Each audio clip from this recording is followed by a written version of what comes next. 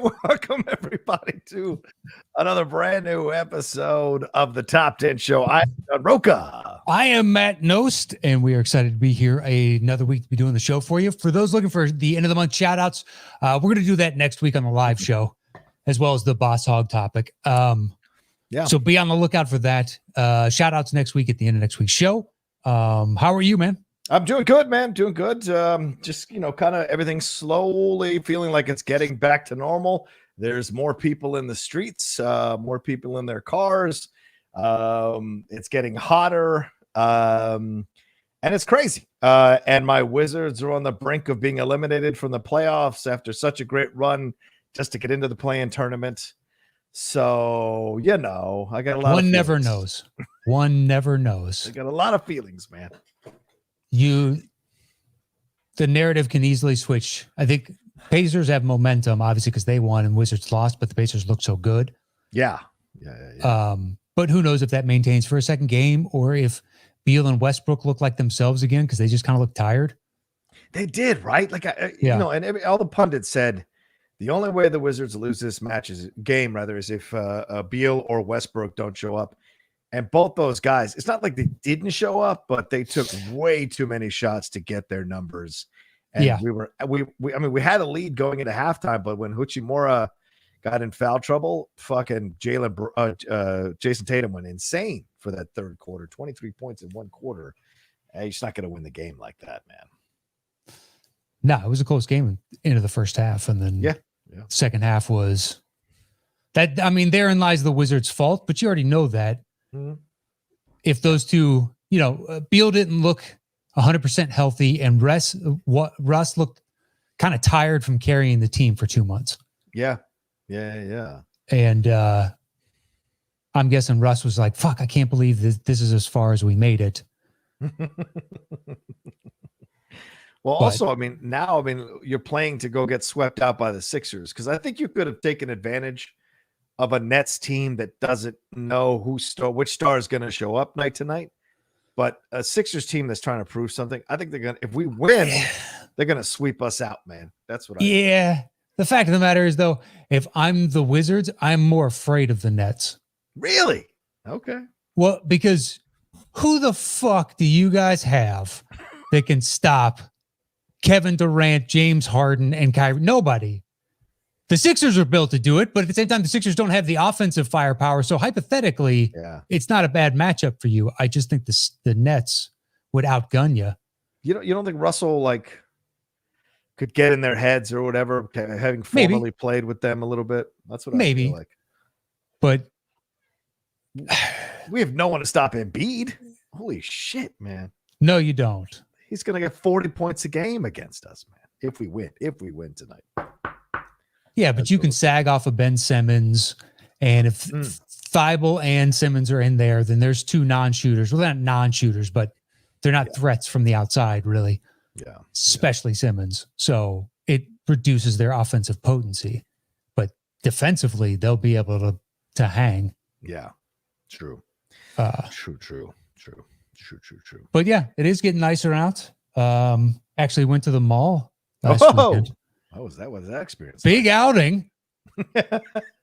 We needed a couple of things, and we were like, you know what? Let's just go to the mall. Haven't been to a mall in so long, and ended up. It was fine. Yeah. The craziest stores had lines. We went down to the Citadel, right? And we hit up a couple places because she was looking for one thing, and I was not really looking for anything. I was just kind of browsing, but it was nice to be out of the house. Yeah. But she wanted to go and try on a pair of Croc sandals. They make sandals with the bedding, but it kind of just looks like a sandal. Yeah. And because she burns through sandals so quickly because everybody that makes them really cheaply because women's clothing is meant to fail, apparently. So they spend, and she's not that type of individual. I'm just saying sandals don't seem to last her and anybody I know female wise long at all. Right. So you had to go and check in, and then they texted you a certain amount later saying you can come back and join our line. Oh, wow. That was the only place we went to that anything like that. I didn't get in the Nike line because I was like, I don't care. I'm not staying in a 20-person line. Only a couple stores had lines. Everybody else was just like, yeah, come on in. But yeah, I've never seen that system before. And when we went back, they were quoting people 90 minutes. Holy crap. Really? Wow. It's a small store, so they're only letting in so many people. Yeah. But still, it's crazy. Yeah. And it makes you question whether you really want this thing that you're going to go in there for. You're like 90 minutes. I got to wait 90 minutes for it. Yeah. 45 was fine because it was like, you know what? We had already talked about going to these other couple stores. So who cares? We're out of the house. Right. And she's like, all right, let's do it. But yeah, 90. Like, this is crazy. But yeah, it was good to be out of the house. First time. I did look at playoff tickets to go to a game, but I'm not dropping that kind of coin to go for a Clippers game or a Lakers game? Both. Possibly. Okay. All right. I looked at the play-in game. I looked at a couple of games leading up to this. Yeah. And just it's like, yeah. I don't know if I'm going to pay like $400 to sit in the nosebleeds. Right. Although last night's game would have been worth it. It was like $359 was the cheapest. Really? Oh man, what a game. I was shocked. What a game. Such a good game. Yeah, I thought for sure. I'm like, oh yeah, the Warriors got him. It's done. Mentally, they got him, and all of a sudden, fucking switch. Well, the third quarter was Warriors got lazy with the ball. Yes. And kept turning it over, and they looked tired a little bit. And the Lakers came out, erased that lead, and then from then on, it was just back and forth and back and forth. Yeah. But the expected outcome happened. It's not like it was a shock. Yeah, true. But the surprise being like there was a whole minute of gameplay left in the game and nobody scored. Like I was shocked that nobody scored in the final minute of the game. It was like LeBron hitting that three, and then for like 58 seconds, nobody could score. And like, wow, that's the I mean, it's playoff basketball. Anybody that was a naysayer about the play-in game, be like, really? Because that game was awesome. Yeah. Yes. The Celtics Wizards game was a dud. It was from a general fan's perspective. Right. You were hoping for more fireworks for sure. Yeah, you were. But the even bigger dud was the Pacers Hornets game. Whew. I mean, it was cool. It's the first, hey, we got playing games. It was fine. Indiana just carved them up. Oh my God. The first quarter, I was thinking to myself, Matt, they're going to turn it on here in a second, Hornets, and they're going to cut this lead down to like 2 or whatever. But the Pacers just kept moving the ball. McBuckets kept dropping bombs, dropping dimes. Man, it was insane. As the announcers pointed out, like his first 5 baskets, he maybe dribbled the ball 1 time. Yeah. Like that's a hell of a skill to just keep running around. I'm open, boom, fire in. Pop. Yeah. I was shocked. He's had a good season for them. Finally. I mean, I've always he was on the Bulls. We drafted him. We moved up in the draft to get him. Mm-hmm. I've always believed he had the potential to do it. So it's nice to see him doing it. I don't care where he's at now. Yeah. But yeah, I don't know. Can they do it a second game? You guys, now it's the real fucking moment. And Russ is going to come out with a vengeance tonight for good or for ill. Yeah. God help us all. That's exactly what I guarantee you, for good or for ill. So if you guys win, he's going to have his fingerprints all over it. And if you lose, it's going to be him taking shots he shouldn't have and turning over and trying to do too much. That's what happened against Boston. Some of the shots he was taking, I'm like, what are you doing? What are you doing? Bertans was cold. Beal was shooting all right, but he was kind of holding at his leg. Yeah, Bertans. He's really the secret key of the whole thing, Bertans. If he's not on, it's rare for us to win. Yeah, the Hachimura, you still don't know exactly what you're getting. They got in foul trouble, man. That killed us. It didn't really kill you because you guys were already dead. No, we were up by 2. And then it gets that 4th foul in the third quarter. That's what opened the floodgates, man. Yes. He sat on the bench. You only got back in when the bench came on. True. That's true. So it's like Tatum, you can only take a couple minutes off in the second half. We need you the whole time. 50 points. Fuck yeah. Me, man. But I think you guys were DOA. Yeah, maybe. Even though you came back, but I didn't buy it. I was like, Boston has this. Everyone thought we were going to stomp all over Boston because, with Jaylen Brown being hurt, with Kemba being inconsistent, they thought for sure we'd handle business. Russ would just fucking boss them all over the place. But never doubt the pedigree of a team that's been to an Eastern Conference Finals twice and with a coach like Brad Stevens. Let's not go too far. I'm just saying. I'm doubting the shit out of this pedigree. I'm just saying for one game, though. For one game, against sure. a team like the Wizards, people were thinking it was over. Had the Wizards won, then you could do the flip side argument of Russ has been in these moments before. True. That's true. And gotten his teams through. So, yeah. I think the narrative. I think all four of those teams, by and large, are the same kind of mediocre. Yeah. Because you just don't. There's no consistency from what you get from them. That's the first, one of the few times I remember the Celtics giving a shit from tip. Yeah. And if you listen to any Celtics fan, they've complained about it. But when I watch them, they look lethargic and just kind of in third gear, and everybody else is in fifth. Mm-hmm. Just kind of like, we'll get going. Like, I don't know. Yeah.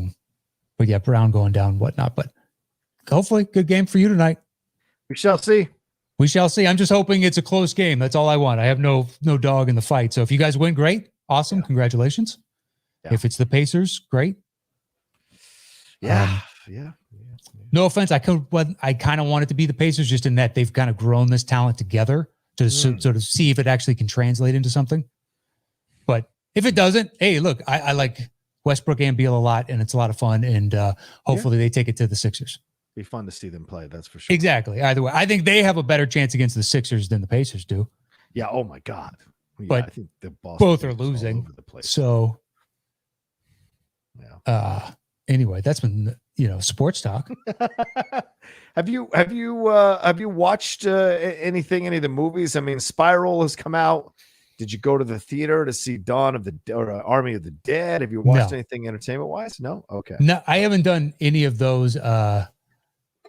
Next week I can finally go.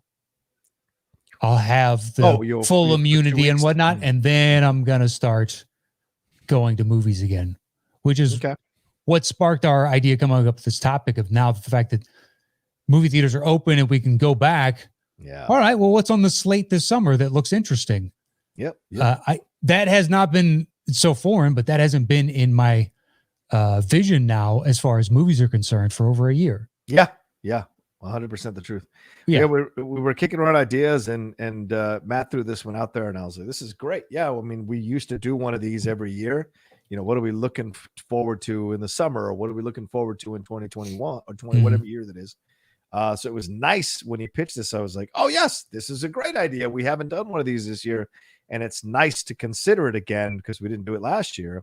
To think about movies coming back. So, and they are coming back. I mean, the box office has been good for these movies that have opened, and so it's not astronomical, but they're doing well considering the limited capacity of these theaters. So clearly people do want to run back to the theater. Will they, after the initial comeback, will they come back in the numbers they did before? We shall see. Yes. But I think this has been kind of a little bit of a surprise for me because I thought people were just going to get used to not going to the theater, but clearly people are desperate to get out of the fucking house and go inside another house in essence, but to be entertained. But that's okay.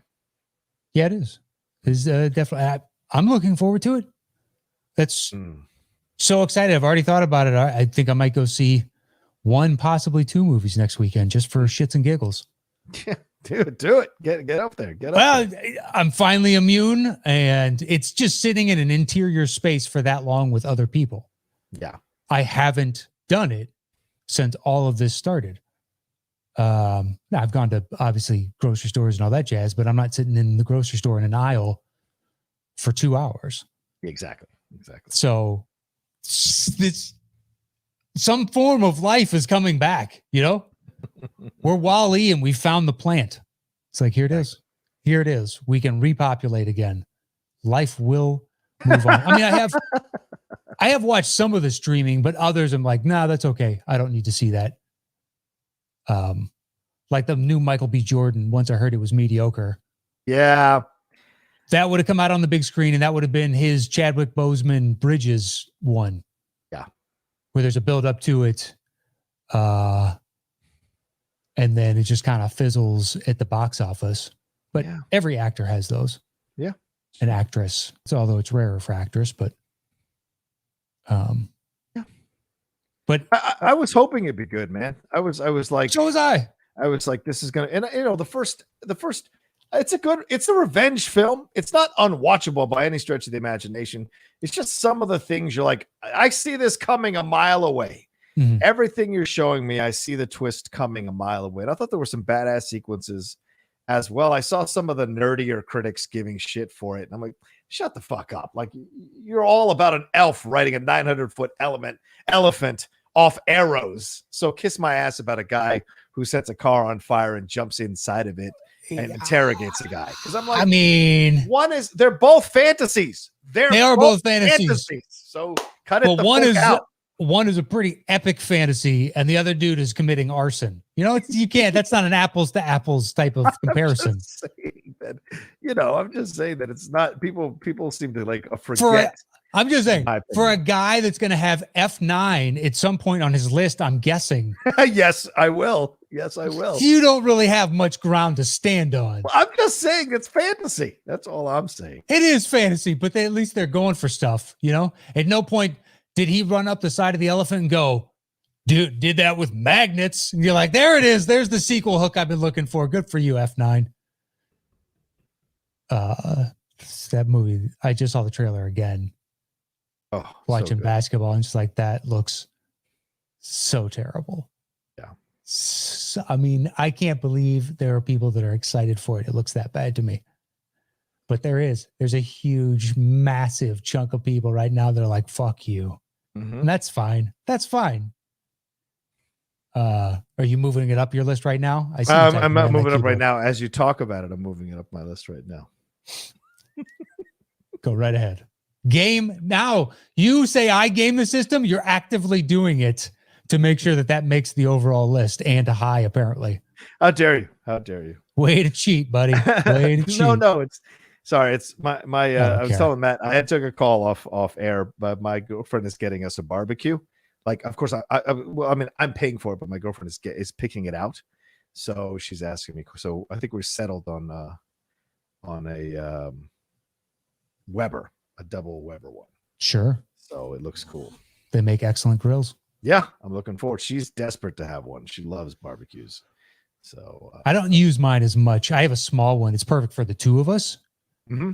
It's kind of like when it's barbecue season, we'll do it a handful of times a month. Yeah. And then when it's cold out and stuff, it's rare. It's really rare. But they're nice. Yeah. We're looking, because the weather is getting hotter and we're looking at things and we're getting out. Dude, we bought some outdoor furniture. Mm-hmm. It's going to take almost 2 months to fucking get here. I'm not used to, like living in a house and renting a house. So I had no idea like that you couldn't just go up and buy outdoor furniture, that you should have started in the spring picking out what you were going to buy. Yeah. And maybe it's because of COVID too, that shit's delayed. It is. I was just shocked, man. Depending on what you bought, it's more than likely because of the supply chain disruptions overall. Like I need to do a project, but I'm holding off because the price of wood has gone up anywhere from 300% to like a 2x4 before COVID was about, I think anywhere you could find anywhere from 218 to 248. Right. At least I could around me. Now I've seen it. The lowest I think I've seen it since COVID is $4.90 to $5.25. The highest I've seen it is almost $8 for a 2x4. Yeah. Yeah. And that's not even particle board, which they have to use oil for. So now there's, not enough wood. And now because of the Texas, when they had the freeze over, and now with the pipeline, it's fucked up. And the Suez Canal, the petrochemical market, which is a binder for that. So a sheet of that, which used to be like $9, is currently $76. Yeah. You're like, this is banana times. So Agreed. Your outdoor furniture is more than likely suffering from that same supply chain problem. It's madness. I've never had to wait for anything. I usually just get it and do my thing. But like, I know I'm marking. It's been 3 weeks now, and I'm marking every week. And Lindley's like, "Will you cut it the fuck out?" Like, no, I want my outdoor furniture before the summer is over. Well, you'll get it in the middle of June, so you got plenty of summer. I guess so. I hope so. I just want to, because she bitches me out that I don't go out and enjoy the backyard more, but I don't like to just sit out there randomly in a steel chair. Like I'd like to be comfortable if I'm going to sit out there, because I'm a little bitch like that. And so just want to be, who doesn't want to be comfortable? I was just saying, we went to multiple stores. Well, she sits out there on the steel chair all the time. I can't do it. Yeah, well, to her, it's comfortable. Stores. Yeah, exactly. Oh, good point. Yeah, maybe to her that is comfortable. We went to multiple stores till we finally settled on one. And when I sat in, I was like, this is the one. Let's make it happen. So anyway, that's life. That's life, ladies and gentlemen. That's life in the world. But the doldrums of summer are coming back, as are movies. That's right. And we are here to do today's show. John, you want to tell them how it works? Yeah, sure. Why don't I? Ladies and gentlemen, well, Matt and I come up with our separate lists of top 10 movies. Then Matt does his bottom 3. I do my bottom 3. Then he does his next 2. I do my next 2. Then we trade a piece. So one each all the way up until we get to number 1.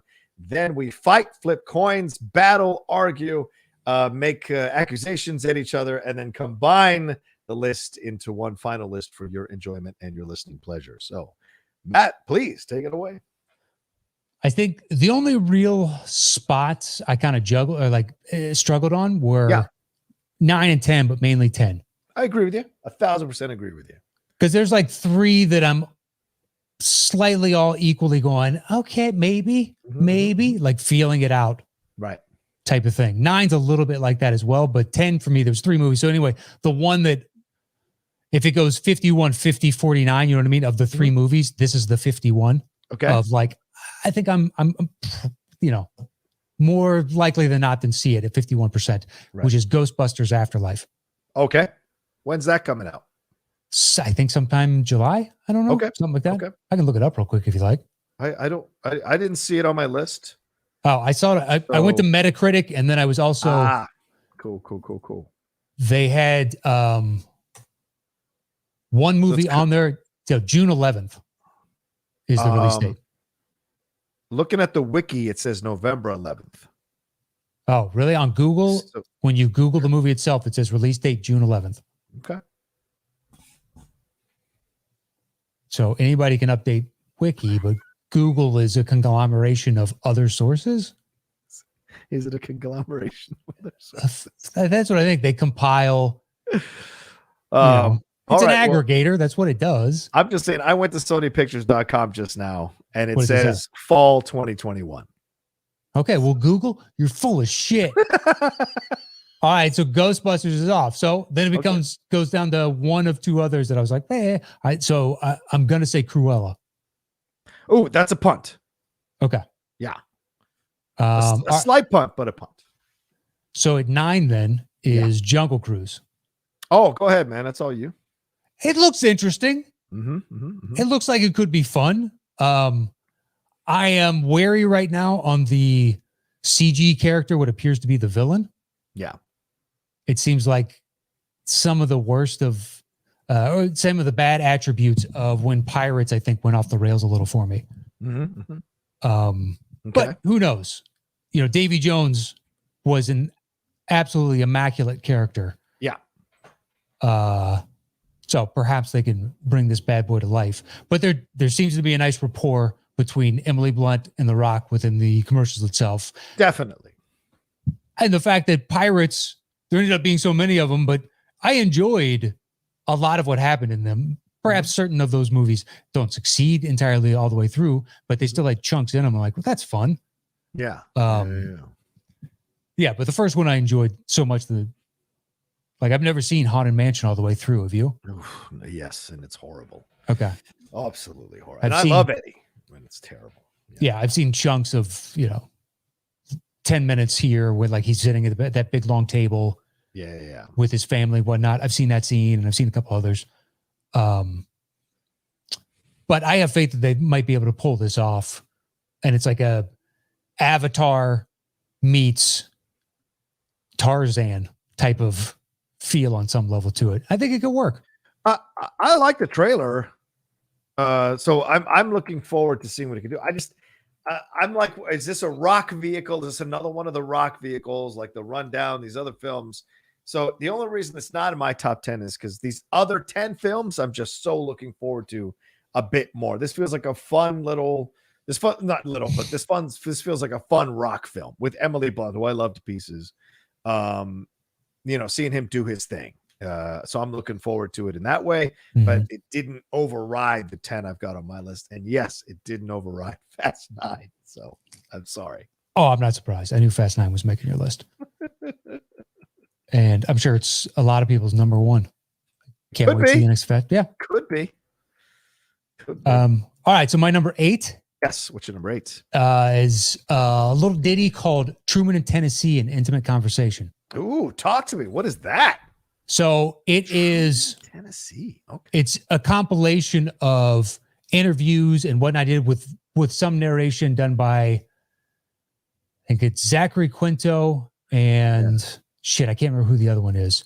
Okay. But it's about Tennessee Williams and Truman Capote and the fact that they were friends and also rivals. Right. And their rise and how they paralleled one another. And it's them and interviews. Basically, it's all cut together and the narration from the two actors to kind of, I guess, seamlessly blend is what I get off the trailer and then reading a description. Right. But it just looks super interesting for guys that were characters that it wouldn't exist now. You're not going to meet many famous authors that have that kind of celebrity and personality that is known. They just don't make chat shows and whatnot anymore. Yeah. Although perhaps if there were individuals as charming or captivating to their time as Capote and Tennessee Williams were, then maybe we would. I don't know. Yeah. But it just looks interesting. That sounds fascinating, dude. Absolutely. You know, whenever you see these kinds of in documentary format, they're really cool. But whenever you see these kinds of films as well, that kind of profile this, it's so curious to see what sections of their conversations, what sections of their philosophies they include when they're editing this film together, these types of films together. And conversations are such a great way to get to know these people. I can't remember what it was. I think it was a few years ago. This was a documentary about that speaking series that I think was it Gore Vidal and oh God, who else was the other guy? I can't fucking remember who Norman Mailer. Yeah, I think it was. Yeah, and they went on this like speaking tour, and how it got more and more heated as they went to different cities and things like that. And I thought it was fascinating. Like that's cool because William F. Buckley. It was William F. Buckley. That makes more sense. Yeah. It was and the because I grew up at a time when I would watch Buckley on television. It was fascinating. Him and George Will were my conservative voices when I was growing up, and Buckley was frustrating because he was so uber intelligent that you would hear his points and be like, I kind of see it. I hate myself, but I kind of see it. But that's what I loved about politics when I was a kid. I'd see what not on the news, but then there'd be these debate shows where it seemed as though to these young eyes, and I don't know if it was the case because I don't go back and watch those. Yeah. But they were having an actual conversation where they're disagreeing. Now you'd see it like as something posted on YouTube from a live event where they had a discussion where the stakes, I guess, aren't as high, or they don't need to, there is no pull or demand of needing to be entertaining like on a TV show of some kind. Yeah. Where just let the conversation flow naturally. But yeah, it's always good to hear a dissenting opinion because then you understand where the other side is coming from. Yeah. And perhaps it is a bridge to middle ground. Oh, okay. You want to alleviate the same thing just in a different way. Maybe we can find a version of our two ways together that works on the same problem. Exactly. Yeah, as opposed to standing off the side, man, just yelling F you back and forth at each other. I don't know what that solves. It solves nothing. But so this looked interesting of just guys that were friends and rivals simultaneously and two luminary authors that will exist on, hopefully for another few generations. Is there a trailer for it? Did you see the trailer for it? Yeah, saw the trailer for it. Okay. I'm going to put this on my list of trailers to watch because I have not seen anything for it. So this sounds so fucking curious. All right. So that was that's my 8. Okay. All right. So then my number 10 is a documentary, The Beatles Get Back, the Peter Jackson documentary. I saw that. Yeah. I mean, listen, there's no great group, in my opinion, than the Beatles, in my opinion. I mean, I went to Liverpool in 2019 during our trip to do the top 10 in London, and doing the Beatles tour. I was a fucking child, 10 years old, smiles on my face the whole time. It was raining, which was even better. And so I just had the greatest time. I love the Beatles to pieces. And there's always been a legend around this documentary, the Let It Be documentary, that supposedly showed the destruction of the Beatles and the snapping at each other. And clearly that was a documentary that was edited to show a certain point of view. Okay. This one from Peter Jackson seems to be more of a fleshed out, layered documentary with more of the footage showing all the sides of what was happening, both good and bad. And I trust Peter Jackson to edit this thing and do it correctly and really show the actual thing that was happening to this group at that time when they were making that seminal album. And everything I've seen so far just gets me so crazy excited. And the fact that they kept pushing it back was driving me fucking insane. Okay. But now that it's going to be coming out, I think in July, it's right around the corner, and I'm going to shake every fucking tree I can to get an early copy of it to watch it over and over and over again. So I'm excited. Nice. For it. Yeah. Just being a huge Beatles fan. Did you see the trailer? Or are you not interested in it? Not your thing? I'm not against it. If it's supposed to be really good, then I'll eventually see it. I like the Beatles, but I'm not a diehard like you and countless others. Yeah, fair. All right. Well, that's my 10. Then my number 9 is the Green Knight. That's a punt. Okay. All right. Fair. And then my 8 is Black Widow. Okay, so that's technically a slight punt. Fine with me. All right, let's get to your 7. 7 is Stillwater. Ooh, yeah, dude, that was a tough cut. It was between Stillwater and the Beatles Get Back. It really, really was. But yeah, I like this trailer. It looks like it's going to be one of two things. It's either going to succeed and be awesome, or it's going to be dog shit. Yeah. There's no in between. But the fact of the matter is, Matt Damon looks like guys I know, legitimately know that they live in, rural communities, and they're just that type of individual. And the fact that I believed it when I saw it at first, the first image, and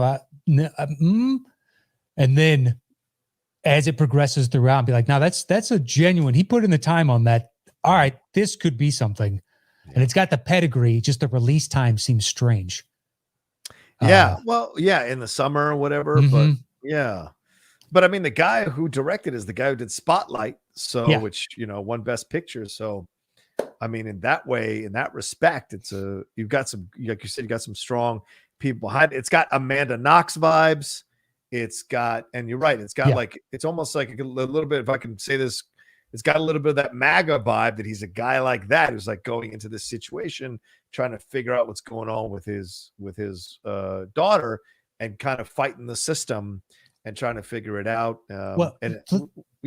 Let's put it like this. He may or may not be a MAGA guy, but he comes from a county that is MAGA strong. Probably, MAGA strong. Yeah, exactly. They are. He may or may not be. I have no idea, but he definitely lives in an area that overwhelmingly more than likely voted for Trump.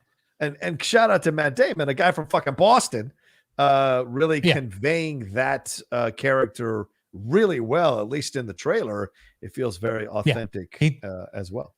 Looks like, so I've got one friend that he's a groundskeeper for this golf course in Chicago. But he has lived basically on a golf course since we were in high school, because that's where he got his high school job, and then went to college to get the degree to go back and be a groundskeeper and take over a course of his own eventually. Nice. But he looks like a mix of him, and another friend of mine sells John Deere tractors in Kentucky. Yeah. And it's like the two of them merged into one person and became Matt Damon in this movie. And I'm like, that's Dusty's physique and size with Jeremy's face and body structure. It's like, there it is right there. I know both of those guys, and it looked honest. Yeah. And that's where like this, this premise can either be really great or it's going to be just a whiff. Yeah. Yeah. To me, at least. I mean, growing up in Southern Virginia, I know those guys clearly, I knew those guys, or going to school in Tallahassee, knew a bunch of dudes like that. So yeah, absolutely. Those guys, and it's going to be interesting to see how they play it, because once you're because obviously it's a fish out of water story. Are you going to be fair to all the sides around, or is this going to default to taken status? So I'm hoping it's a little more of a nuanced approach to this situation than we've seen from something like Taken. Yeah. I would guess he gets in a little bit of physical, but it's also maybe he games the system or gets the information and whatnot. I think it'll be a little blend of both, but who knows? Who knows? Yeah. It looks good though. I know that. It does. It would be higher if I got a better sense from the trailer, but once again, that's why I don't watch trailers. Right. True. You made that very clear in the past. Yeah. Well, I watched all the trailers for today's just because I haven't seen them. So I want to be able to qualitatively say that does look interesting to me as opposed to just reading a name and a description. Yeah. All right. So what's your 6? My 6 is Black Widow. Okay. So the slight punt. Got it. All right. Yeah. It fluctuated between 8 and 6 on my list. Went back and forth, but I am interested to see what they do with this. Plus the cast is pretty fantastic. Yeah. Cast is great. Yeah. Agreed. Yeah. Rachel Weisz, Pugh on the way up. David Harbour. I almost said Harbro. David Harbour on top of Scarlett Johansson. Like pun unintended, you've assembled a hell of a cast here. Hopefully this should be very interesting. But the trailer looks so generic to me. That's why it's 6. They've released like 4 of these trailers, and then recently they've started releasing those 1-minute clips from the movie to try to get people on board, because this thing's right around the corner. I think it's July 23rd. We're right around the corner from it. I think that's right. Yeah. So they're just trying to get people like hyped up for it. And the only reason it's lower on my list is because, like, after having seen, Falcon, Winter Soldier, and WandaVision, like, I'm already mentally in the next phase. Sure. And this is like way previous phase stuff, but I know it's going to influence. Certainly, a lot of rumors Florence Pugh is going to be coming out of this movie to become, in essence, replace Scarlett Johansson in the new version of the Marvel Universe. So to me, that's why I didn't rank as high, but I'm looking forward to it. It's on my list. I'm definitely excited to see if it's good or not, and what we're going to get from the overall film and what it's going to lead to or allude to that we're going to see in phase 4 of the MCU. So it's exciting. It's exciting, but the trailers look great. I mean, the action stuff in the sky and Taskmaster, and then of course David Harbour doing his Russian accent. And I just wonder, are we going to see Julie Delpy? Are we going to go back in time? Remember that flashback in Age of Ultron where Julie Delpy is like training her? Are we going to get her in this? So how deep is this thing going to go? And will it be relevant? That's my concern. Will it be relevant to what we're going to see? We'll see. All right, so that was my 6. And your 8?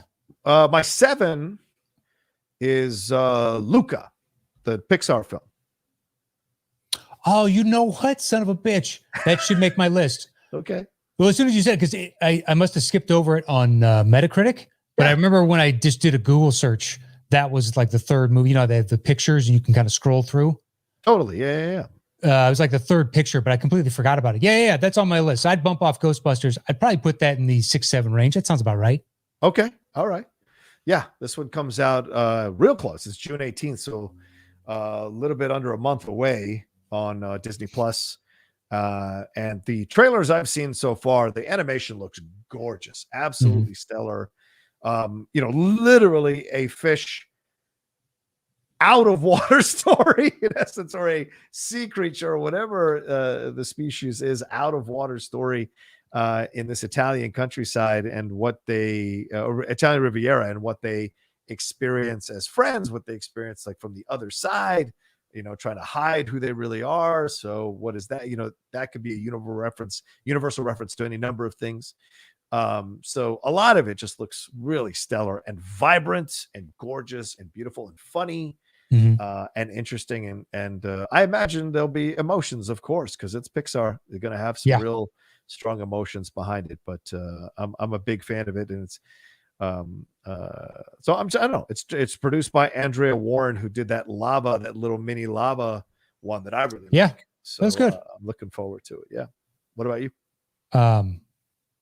as soon as they announced, like after Soul, okay, Pixar's kind of back into a groove that was really good, and it was trying to take abstract ideas and make them something that is smart enough for adults, but also easy enough for kids to digest with the human consciousness, Hirschfeld-like drawings or Picasso-like drawings, as these abstract idea of what consciousness is and a soul and everything else. So yeah, once I am remiss for not having written it down again. I don't know why I was on a Metacritic, or I must have just scanned right past it. But yeah, I was on board once I just saw the picture and I was like, oh, Pixar's got a new one. Yes, I definitely want to see that. Yeah, I think it would supplant Black Widow and probably land at 6 on my list. Okay. All right. All right. So then my number 6 is Cruella. Okay. The pun for yeah. I was like, I had no interest in this when it was first announced. I'm like, Glenn Close already did her thing. Sure. I'm not the biggest fan of the 101 Dalmatians animated film. So what's the big deal? And then I saw and Emma Stone. I'm a little Emma Stoned out, to be honest with you. How dare you? I know. I apologize to everybody. It's a little, It's the Sandinista in you. Well, it's just like Jennifer Lawrence. Once you've seen them play themselves a number of times, you've kind of hit the wall and you're like, can I get something else? And then I saw this trailer and I was like, boom, this is what I wanted to see from Emma Stone. She is commanding the screen. She is badass in this trailer. So the whole design, the whole look, the whole vibe, the punk rock vibe they're doing, the timing, the time they're setting this at, all of it looks just stellar, man. I haven't seen, so technically it doesn't qualify as a remake where they've done Lion King and Aladdin and all that jazz, but it's part of this live action of the cartoon universe. Right, so to me, it exists in the same realm. And the reason it piques my interest is I have yet to see any of those because none of them, Jungle Book is the only one that I think I could talk myself into watching. But all the rest I just have no interest in. This one, I saw the trailer and I was like, you might have something here. So I was intrigued. That's why it made it 10, but now it's since been bumped off because I forgot Luca. Right. But it's at least intriguing, which is a first for me within the live action Disney, once again, whatever they're calling it. Yeah. But yeah, she looks excellent. I just love that the Jennifer Lawrence, which I agree with, but the Emma Stone, and yet you're going to go watch Vin Diesel do about all the acting skill Vin Diesel can do for the 9th same time. For 8th same time. I apologize. Let's be real. I don't drift, but it's two different. I don't expect much from Vin Diesel. From Emma Stone, I expect more. So the barometer is different. The expectation is different. The judgment, the parameters of the judgment are different.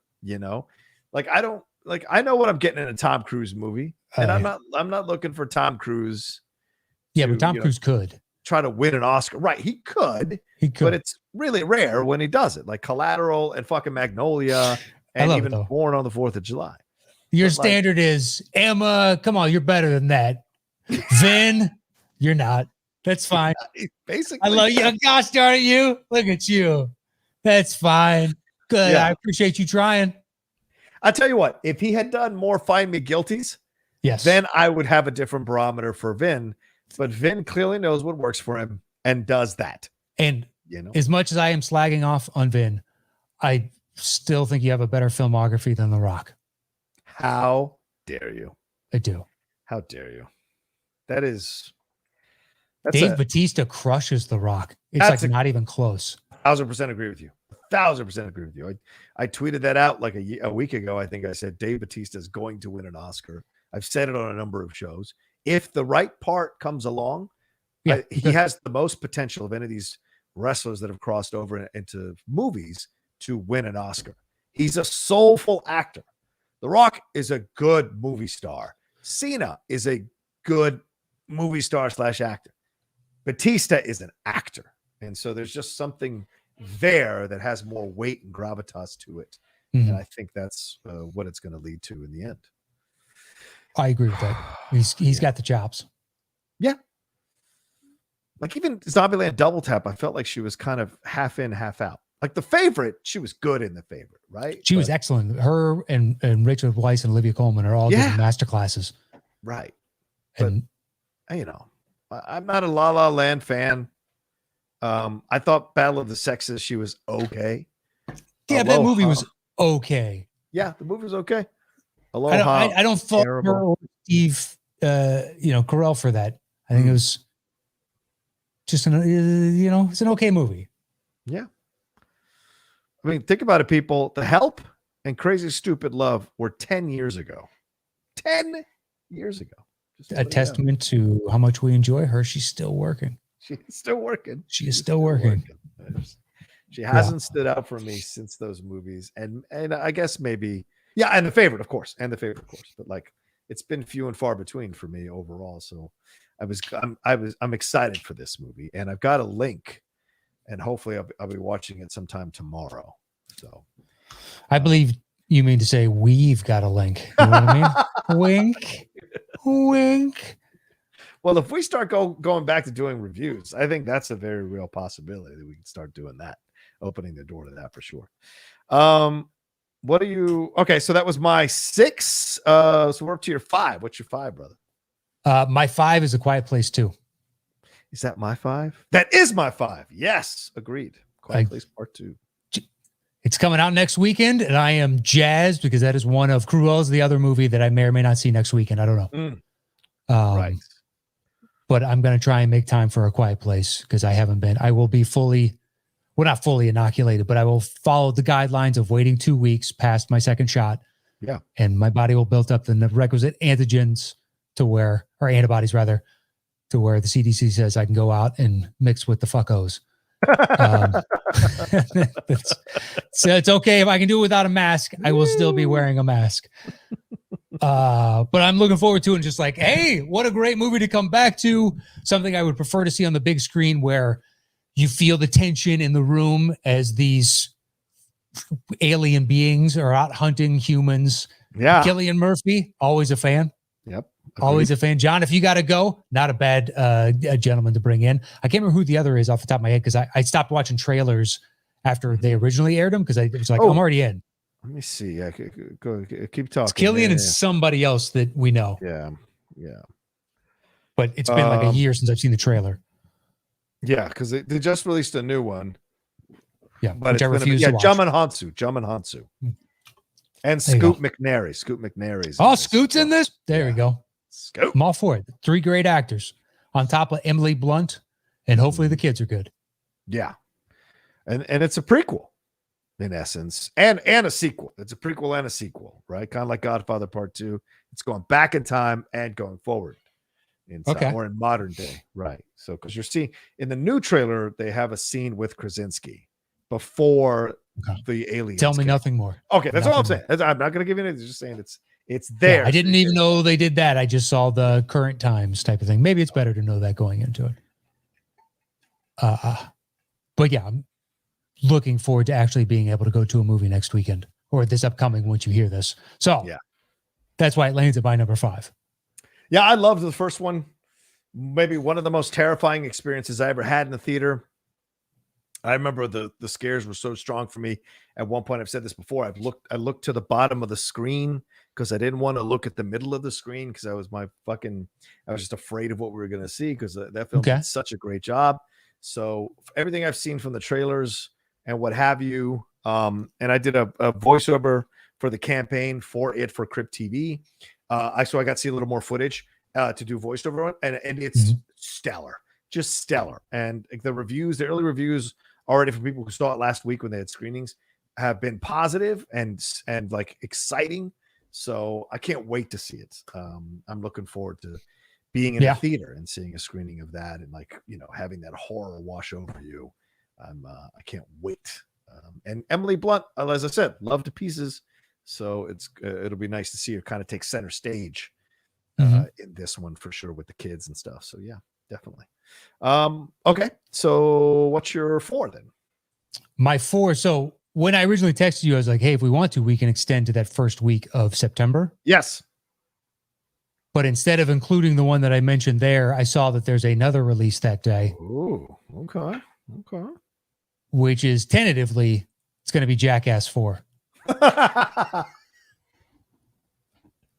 I can honestly say Jackass 3 is in the running for the hardest I've ever laughed in a theater. Oh my God. Really? That is not hyperbole. Wow. That is not me. Why would I fluff Jackass? You know? Yeah, right. It's of all the movies and 3. Now there are some moments within that movie I'm like, oh guys, what do we do? But there are at least 5 or 6 where I almost had tears in my eyes because I couldn't stop laughing I can't believe these idiots are doing this to themselves. Yeah. And it is fantastic to watch. I hope my fear. So it's right. It is the tension between the two because they're all so old. Will this just be sad? Oh yeah. Good point.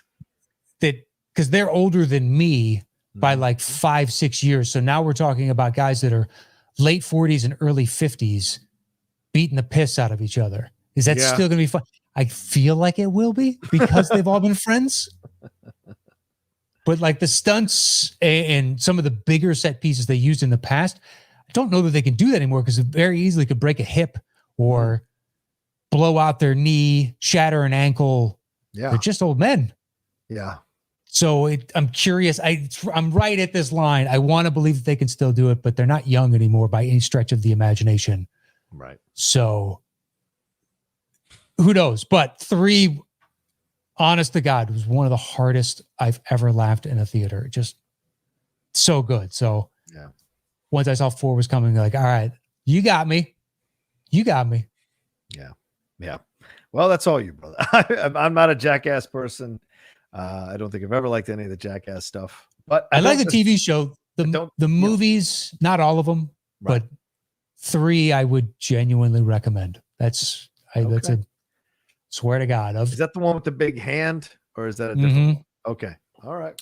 Come on. That's a great. That was. I'm not gonna lie. Because you could say, they planned it, but there's one where Bam Margera gets hit. And when you see it from the side in slow motion, he had no idea that thing was there because he gets hit and his legs, look at his legs. If he was anticipating, he would have flinched in the slightest.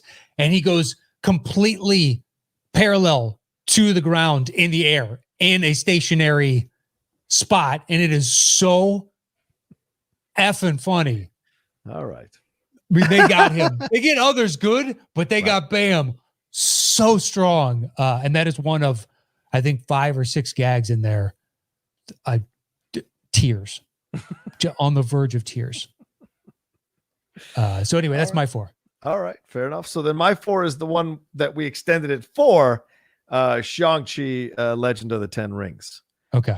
So is that on? Oh, wow. Okay. This trailer absolutely blew me away. And then there was a little bit extra footage when Marvel dropped that trailer of theirs as well. I think a week or 2 afterwards. But just seeing everybody involved in this just makes me so excited. I love that it's, Asian fronted, full on Asian cast telling this Asian story. I love that we're going to get the Mandarin coming back. And I wonder what role Ben Kingsley might be playing in this, or Terrence Slattery, that character he played. But overall, just the look and the style and the feel and the way they've changed the story of Shang-Chi from what it was in the comics, where he was the son of Fu Manchu. They've made him now the son of the Mandarin, but he's rejecting this thing that because essentially being groomed to be the head of the corrupt organization, the Ten Rings around the world. And so him fighting back against his dad. And, dude, like we've been doing these rewatches on stereo, Lindley, because she's never seen any of the Marvel movies. So we're doing them one by one in release order. And it is very clear. She said one time, she's like, there are so many father-son issues throughout Marvel. And I said, well, just wait till Shang-Chi. That's another one to throw in that pile as well. But it works. And then seeing Awkwafina and the humor she's bringing. So overall, I was just like, came away from this trailer going, hell yes. When the hell does it come out? I want to see this thing immediately. So. Now hearing that backstory, that makes it at least a little bit more interesting. But to me, on some level, Marvel's turning a little cookie cutter. Oh, especially in these trailers. And Shang-Chi just looked cookie cutter here, a symbol, a symbol, a symbol. Boom, there's your gingerbread house. Okay. Black Widow made my list and be like, look, they've earned it with this character. Yeah. Shang-Chi to me looked like a Netflix show. Wow. Okay. I could be wrong. Look, I hope I'm wrong. I'm not trying to 86 the movie, but the trailer did absolutely nothing for me. Now, knowing the Mandarin backstory, which I obviously did not catch, or maybe they reveal it later on, and in the 2 minutes leading up to, I was so disaffected that I wasn't really paying attention. That's how sad it is. The MTV generation, as they get old, no memory and no short attention span. So suck it. Yeah. So I hope I'm wrong, but I watched it and I was like, no. Okay. But look, Marvel has always managed to, by and large, churn out at the very least, above average product. Yeah. Every once again, there's a stumble for me, but then a lot of times too, they create a masterpiece. Yeah. So I'm putting my faith in them, but I'm saying as far as anticipation trailers, it's the end of the summer. Technically, I was like, not yet. At least for these eyes. Okay. All right. Fair enough. But I hope it's successful. Yeah. Me too, brother. Me too. Yeah, all right. I hope it's good. What's your number 3? My 3 is the punt from earlier, Green Knight. Oh, wow. 3. Go ahead, man, please. Yeah, well, it's just in this, and it's pure snobbery. A24. Yes.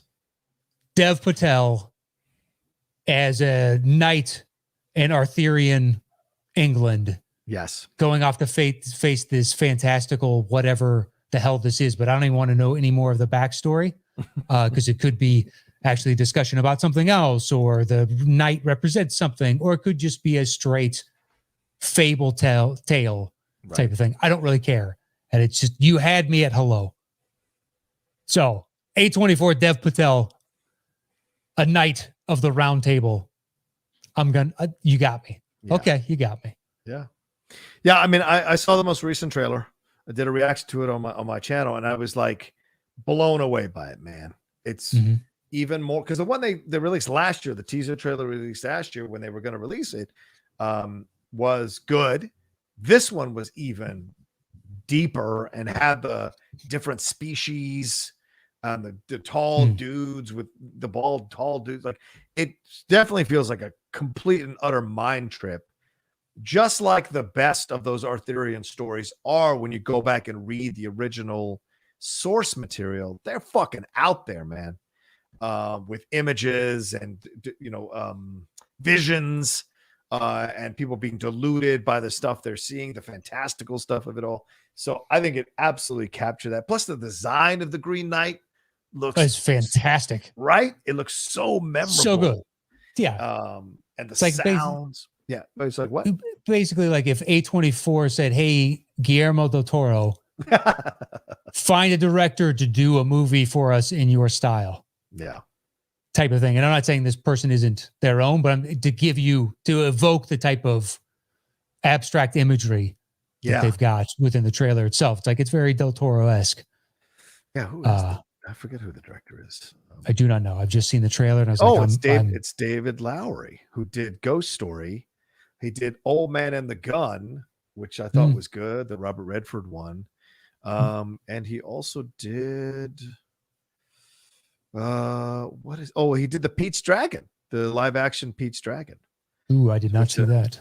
A lot of people feel was good. It just didn't do any money at the box office. So but yeah, he's a damn good director, very much a director who is very caught up with creating a mood or an atmosphere as you're watching a movie. So clearly coming through the trailer, clearly that's coming through the trailer. Yeah. When you're watching it. And Dev Patel, I mean, an Asian Indian actor leading a Arthurian story, it's fucking cool. I like it now because it's also reflective of, as far as I know, current society within the UK. There's quite a few Indian and Pakistani or Afghani individuals that live there. Yeah. Very multicultural. Absolutely. Yeah. So just like to take somebody that now is English, there's a different skin tone, whatnot, but they are English, and kind of throw them into these types of stories. I think it's an interesting casting choice, and he's a good actor. Although that David Copperfield, I did not feel as delightful as everybody else did. I didn't watch it. I haven't watched. So you think it's okay? It wasn't great. I don't know. It's like too cool for school, too cute for its cell phone self, or what? It was almost like too English charm. Okay. But I didn't feel like they were trying to do that. That was just the unintended consequence. I don't know. Everybody said it was really funny and whatnot. I think it's more precious. Okay. On some level, if that makes sense. Yeah. I felt that way about that Kate Beckinsale one with, is it Chloe Sevigny? The Manners one? What the fuck was the name of that? Everyone said it's so funny. It's so funny. And I watched, I'm like, I'm fucking bored.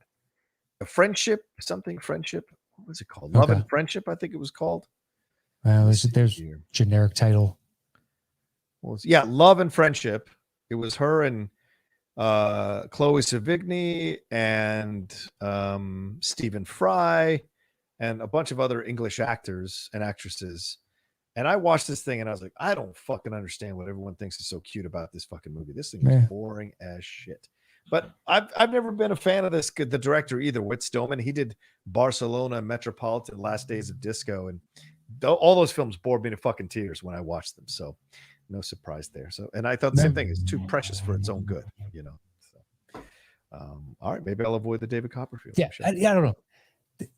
Precious feels a little harsh on it. It's got charm. I don't know. It just didn't work as well as I was hoping it would, I guess, on some level. Fair. That was your number 3? That was my 3. Okay, my 3 is Army of the Dead. Oh, okay. It comes out this weekend, but it's still something I'm looking forward to. So it's kind of a as cheat. we're taping this. Yeah, as we're taping this, I'm still looking. I started with next weekend since that's when this releases. That's fair. Totally fair. Who cares? I'm intrigued. Yeah, I've heard nothing but good things from the people who've seen it already. If I had some time, I would have gone to see it this week, but I was so busy with everything I got going on.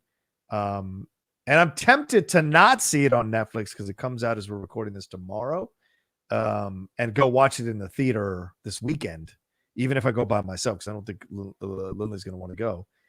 But this Dave Bautista, again, as I said earlier in our show, just absolutely enjoy this guy. I love that he's stepping into this, and this film looks kick ass. It's 2 hours and a half, apparently. They got the zombie tigers. It's Vegas. They're trying to steal, and it's a complete new way to look at zombies. That has that World War Z vibe and I Am Legend vibe to it in terms of like they're forming relationships. They move quicker than you think. They're actually thinking about this. They're not just mindless people trying to eat your brains. So that makes me really curious. And you got a whole crew of like these cool actors stepping in to try to get that money out of a vault, like millions out of a vault. And you just know there's a massive twist coming, and they're going to have to like fight their way out of the madness of it all once they get to that vault, I imagine. So I'm looking forward to it. And it's Zack Snyder, who I fucking love as a director. So God forgive me. I think that's a stretch. He's got some stuff that I like. I know. Not your bag. Well, look, I will give him this. He always makes a choice. That's for sure, and a strong one. You would argue he does. He never backs off. He makes his fucking choice. Yes, and if you like that style, then he has a distinct, just like Wes Anderson. Yeah. If you hate the aesthetic of Wes Anderson, you're never going to like a movie of his. Yeah, people get mad when I say this. He's an auteur. A Zack Snyder film when you see a Zack Snyder film. Auteur does not mean great or, like, I don't know, overall great films that'll stand the test of time, classics. Auteur is a style. He's a motif. Yes, he absolutely has that. Michael Bay is a fucking auteur, whether you like it or not. He's an auteur. Anyway, what's your 2? Before I get too lost in this wormhole. My 2 is Free Guy. Oh, that's all you, bro. Go ahead. Really? Still nothing? Nothing. Not a damn thing. Oh, man. I don't know. It's the simple idea of the premise. I've only seen the trailer once, and I was sold. Plus, I don't know if anybody could pull off this premise. I think it's Ryan Reynolds. Sure. And undoubtedly. It's literally just that. I like the idea behind it. The trailer to me was engaging. It was going down the right path of what I anticipate from a movie like that. Mm-hmm. Obviously, the twist of, does he escape this world or transcend on some? I don't know. We'll see. We'll see where it ends up. I'm happy with several different outcomes that I can come up with in my head as to where I think that are plausible to rectify the story in the end. But that's it. It was. I've liked the premise since day one, and that hasn't changed. So that is staying my deuce for the summer. All right, I will see it. Yeah, no, I'm sure I'll see it as well. It seems like a generic type thing with him, but it could be interesting. You're right. It's got a video game kind of premise to it. I see that thing being like Pixels, and that concerns me. That worries me. It could.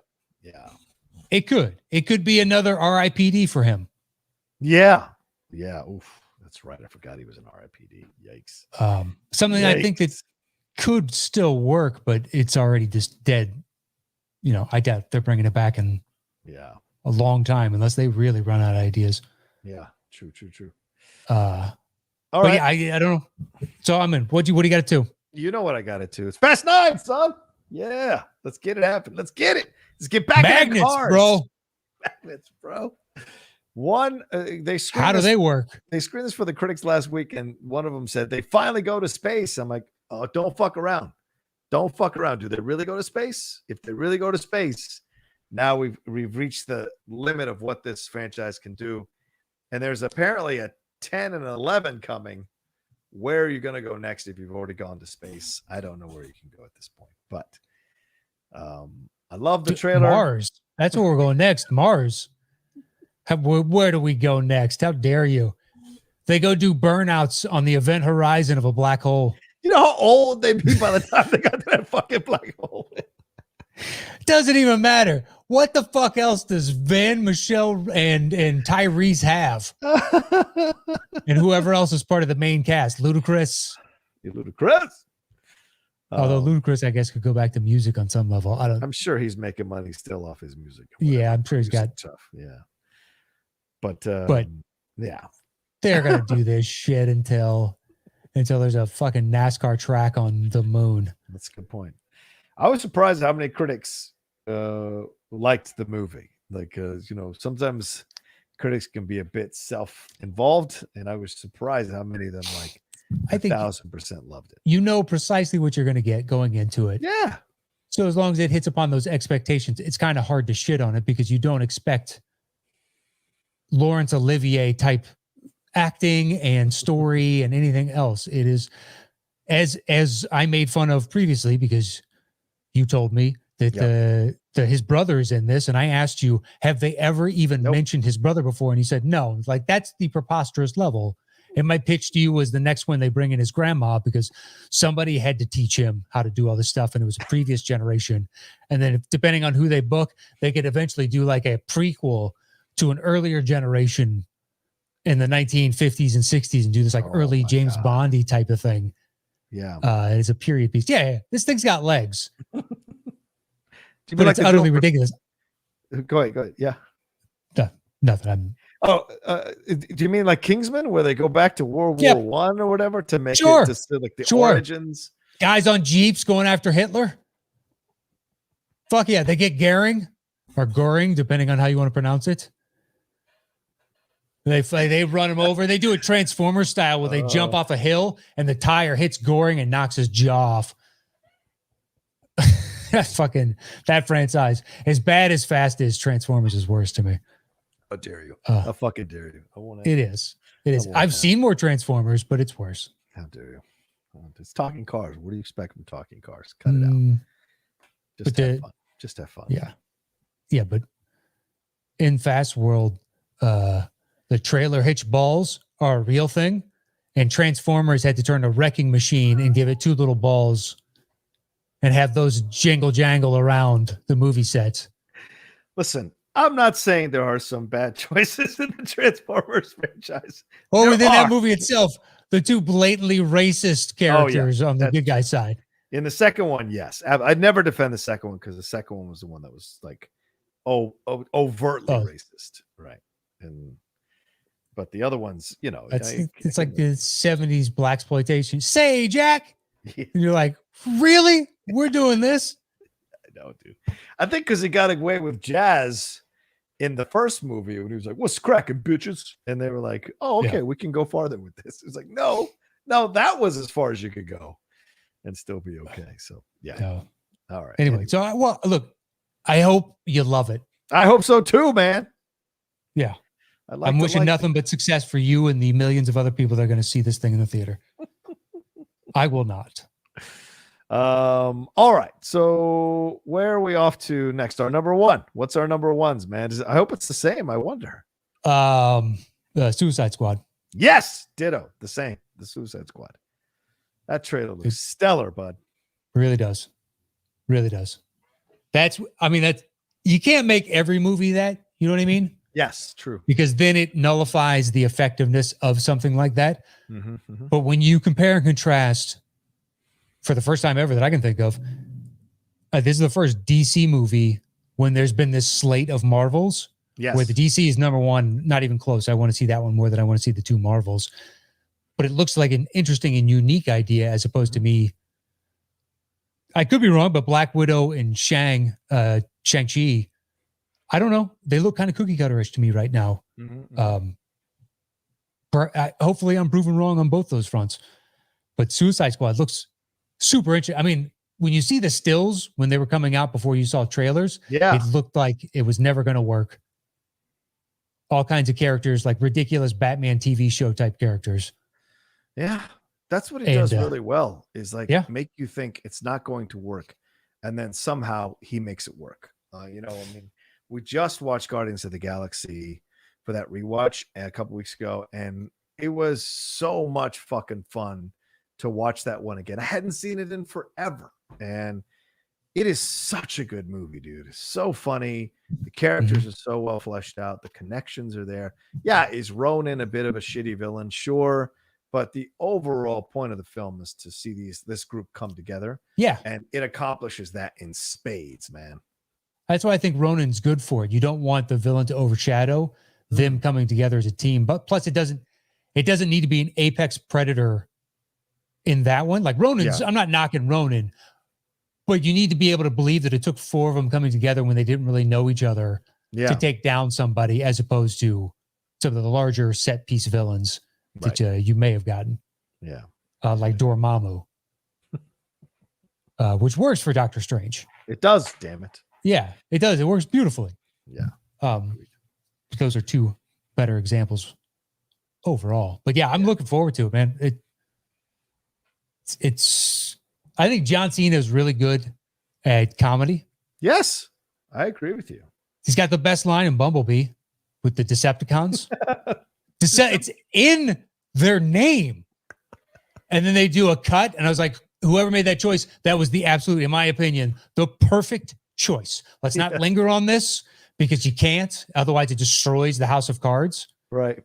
Of everybody suddenly going, well, I hadn't noticed it, but just, we're all adults here. This was made for children. That was great. Cock blockers, I kind of like. Oh, blockers. Yeah. Cock blockers. Well, cock blockers is what it is. Yeah, true. I know. That's why cock is in the logo. But yes, blockers. Yeah. Brilliant. Blockers. Brilliant. He's actually pretty good in blockers. Yeah, I think the guy is good for what he does. I absolutely think, and I'm no one's more surprised than I am, because I wasn't his biggest fan of the WWE, but his transition, whoever's on his team has picked the right things, and it may be him. Maybe he's the one that was like, no, I want to do this. This is good. This works for me. Maybe he knew very well who he was and what he could be good at, because I've rarely seen him make a misstep. In any of the movies that he's chosen, even in Ferdinand the Bull, where it didn't do well, he's good in that fucking thing. So, I thought it was a smart move. And I think the reason it didn't translate in wrestling for you is his performance there. Mm-hmm. You just couldn't see. Thank you. That's about as much as I know of wrestling. God. You can't see me. I don't know what his hook is. I don't know how they built to that. I did see on Twitter the other day, people were debating which version of The Rock was the best. And I didn't know there was something called Hollywood Rock. Yeah. Hollywood Rock was the heel Rock. Yeah. Yeah. The and I watched version promos of the heel Rock. Yeah. I watched promos of that. He was good at that. He's great. The Rock is great at everything he does, man. Everything he does. Yeah, except picking scripts. How dare you? You just put Jungle Cruise on your list. You can't say that. I know, but it's at 9. My expectations of it are very low. And if it fails, I don't think it'll be his fault. Just like a bunch of other movies that he's in. I never blame him for it. No, he's great. And he's seriously go ahead. He's preaching to the choir. Is that what you say? Nothing. No. Go ahead. Have you seen Young Rock? Have you seen his TV show? No. Okay. Yeah. That's a good one. He's all over. It's all about his life as a young kid and teenager. It's fucking good. The guy knows what he's doing, man. And all of a sudden now, where we were all joking about him being the president, he's legitimately answering questions about whether he'd run for political office. And that's insane. That is insane. We can't vote for a wrestler. We can't. Like, I understand he carries himself with a certain composure. He does. And I'm not saying he's not an intelligent man, because every time I've heard him speak, it is nothing but concise, intelligent, compassionate, everything you would want in a leader. He is Ronald Reagan 2.0 on some level, because he has, charisma, and he's got the good looks and the winning smile and the ridiculous physique. He's Arnold, if Arnold was not a naturalized citizen, but was born here to be eligible for this. And yet still he is a wrestler.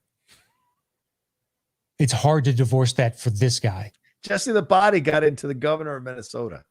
Governor's different. Governor doesn't have his finger on nuclear. He doesn't have a nuclear football. The Rock's not going to go up there and going, something, Russia. He's not.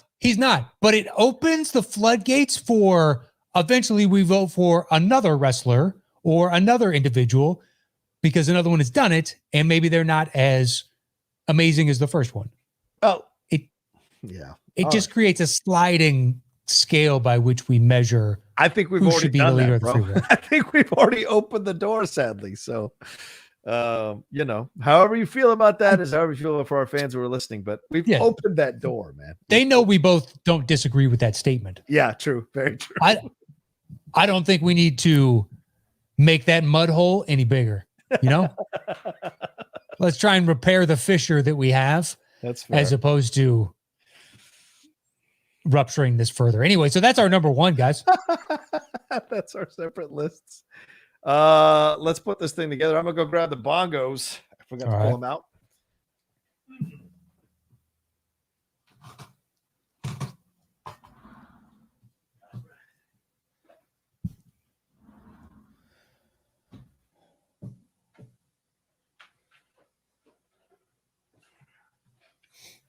I thought there was a brand on these. Is there a brand on these? Oh, there it is. Hip bongo drums. All right. Sorry about that. Let me see if.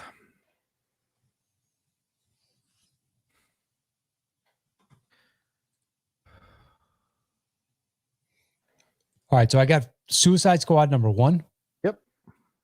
And then after that, I don't know what we do. Quiet Place, we both have at 5. That's our next common highest. Otherwise, it's Dark Knight or Green Knight rather at 3.9.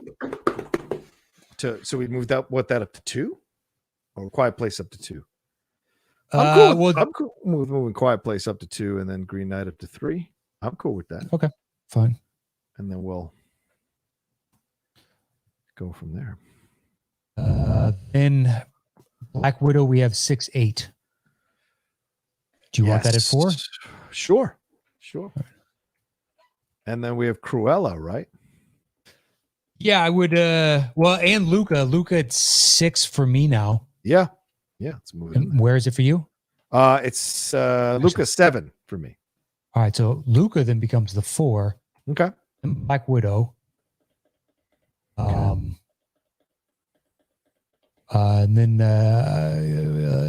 Cruella. Well, Cruella got bumped off for Luca. Okay. So You knocked off Cruella completely. Well, because I took Ghostbusters off, put Cruella in its place. Yes. But then I forgot about because they were so you moved everything down. Gotcha. So I just bumped everything down. Okay. So now that's all we have in common. So what's your next highest? Number 2, Fast 9. All right, I got Free Guy at number 2. All right. Do you want to flip today, or do you want me to flip? I don't have the coin in front of me, so feel free to flip, my man. Okay. All right, here we go. All right. The DC coin is going up. Come on, DC. Finally, first time in like 3 weeks. Fucking Batman wins, baby. Free Guy it is. Wow. All right. It's 58 9. to 3. 58 to 3 on those flips. Good job. You got favor of you. Congratulations. That's you're such a life. Dude, I think you've genuinely won the last 3 or 4. Only 3. That's right. Out of 58 or out of 61. You don't know. You're just latching onto 3 because that's the lowest number I'm willing to surrender. What's your next highest, my man? I got my 4. Army of the Dead at 3. Okay. Army of the Dead it is. How many we got left? How many slots we got left? 2 slots left. I got my number 4. Okay. So do I. Shang-Chi is my number 4. Okay. What's yours? Mine is Jackass 4. We're gonna put that at 10. Are you really gonna flip? Yeah. An all Asian led superhero film versus a bunch of white dudes beating each other up. You're gonna fucking flip on that? All right. It's fine. Under protest. Fine if you want to turn it racist. I don't see race. Coin went up. Clean sweep, baby. Clean sweep. God, ridiculous. Woo! Ridiculous. This is under protest. I would like to make that very clear. Protest away. I did not agree. Too bad I have already bought off the governing body. They all came over from the IOC. That was you're mistaken. In arbitration when we settle on these guys. I knew they're all former IOC, so way to go. Got one dude a silver plated shotgun. He loves that thing. And you pepper on some gifts, you get what you want in this world. Suppose you're right. All right. Shall we do this thing? Yep. All right. The top 10 films we're looking forward to in summer of 2021. Let me do that again. The top 10 2021 summer movies we're looking forward to. Yeah. At number 10, Shang-Chi and the Legend of the Ten Rings. At number 9, Jackass 4. At number 8, Army of the Dead. At number 7, F9. At number 6, Free Guy. At number 5, Black Widow. At number 4, Luca. At number 3, The Green Knight. At number 2, A Quiet Place Part 2. And our number 1 summer of 2021 movie we're looking forward to is The Suicide Squad. Hey, line it up. Suicide Squad. Gotta love it. What's the Spanish word for night? Ooh, good call. I don't know. Hold on. Let me see. As I was reading that. Sure, there is. I don't know if I've ever heard. Caballero. Oh, really? Sense. Caballero? Yeah, Caballero, which is a Spanish knight. Yeah, that makes sense. Caballero. Yeah. All right. Yeah. We solved it. Yes. El Caballero Verde coming out this summer. No, Verde Caballero. That's what it's still be. Is it Verde? Yeah. I always sometimes the adjective or adverb comes after, and it's specific to. You kind of need to grow up with the language on some level to intuitively know. It's true. It's very true. All right. Well, there's our lists and our list combined here. Hopefully, you guys are all getting excited. You guys and gals, rather, all getting excited about getting back into the movie theater, seeing some of these movies. Maybe we talked about some of them that you didn't even know about, and now you're kind of curious to go see them. So hopefully, and it's great. We're all kind of slowly moving back towards some level of normalcy. So going to the theaters is certainly a big part of a lot of people's lives. And certainly, I don't think you'd be listening to this podcast if you weren't a fan of going to the movie theater. So hopefully this got you even more excited to get back into a movie theater soon and see some of these movies. Yeah. And for those of you that have already been going to movies, well, we look forward to seeing you there. That's right. That's right. You know? Can't wait to go and enjoy the experience that you've been fortunate enough to have for however long. But to everybody else out there, stay safe. Get your shot if you can. Wear your mask. Wash your hands. Stay 6 feet apart until you're inoculated. And follow the guidelines of whatever area you live in. But take care of yourself out there. We're almost through this. Let's get to herd immunity. We're so stinking close. And then everybody can go back to entirely life as normal. Well, normal-ish. And we can, you know, everything will spring eternal. I didn't know how to end that. But anyway, you can follow me anywhere at Matt Knost. Please check out the show's social media stuff. You can go to at Top 10 Show on Twitter or on Instagram and YouTube. It is the Top 10 Podcast with the number 10. So hit us up over there. And once again, you can follow me at Matt Knost and check out Settle the Score, or if you're into basketball, Dropping Dimes. And that's it for me, man. There you go. Yeah, playoffs happening. So definitely check out Matt talking about Dropping Dimes for sure. I'm going to try to convince him to let me parachute in at some point in for one of these episodes of his. But definitely follow him there. Yeah, what were we going to say? I do all of them now by myself. I know. I've watched some of them, dude. You have some great analysis. Really? Oh, yeah. You talk to me enough. Yeah, so what? I still can't. I can't watch your basketball knowledge. No, you can. You can. I enjoy it. It depends on the subject matter. Like I'll look through and see which one that what subject you're talking about, and if it grabs my interest and I haven't heard about it or I want to hear more about it, I always see. You know, I do the same thing with that's just a point of view. Yeah, basketball podcasts that I love. I'm just like, nah, not this week. Anytime they have a player on, I'm pretty much out. Yeah, although the Bill Simmons one with Garnett with Sandler that he just did. That's good. Retired player is different. Yeah, true. Current player is, I'm just going to give you all the political answers because I'm trying to get as much money as I can. Yeah. And I don't want to offend any of my corporate sponsors. And like the Simmons with Durant stuff was interesting because Durant actually opened up a little bit. Yeah, he did. It was cantankerous as fuck, dude. I love that. Yeah. But anytime, any other, even with Simmons, it doesn't really matter. I'm talking to a media person. I'm going to give my media answers. So it's boring. Yeah, right. Good point. But yeah, former players, what do they care? Exactly. But go and patronize everything Matt is doing. Go and follow me at the Rocha Says on Twitter and on Instagram. And if you want to head on over to my YouTube channel, youtube.com/John Rocha Says. We're so close to crossing 17,000 subscribers. Would appreciate you guys heading on over there, seeing all the stuff we're doing there. We also have game time on Mondays that we do, and we're starting to move towards a little more of an NBA playoff focused game time for sure. So if you're an NBA fan, swing on over there too as well on Mondays at 2 p.m. PT. Yeah, I heard JTE joined you guys. That's a fun crew. Yeah. Might be adding some more people too very soon. We'll see. Nice. To make some. You're gonna turn into like a CNN election night 12-head panel. Is that what you're doing? Yeah, right. We'll just have 2 desks. Let's check in with our fastball metrics guy, and just you have a specialty person for everything. It's just Charlie Day.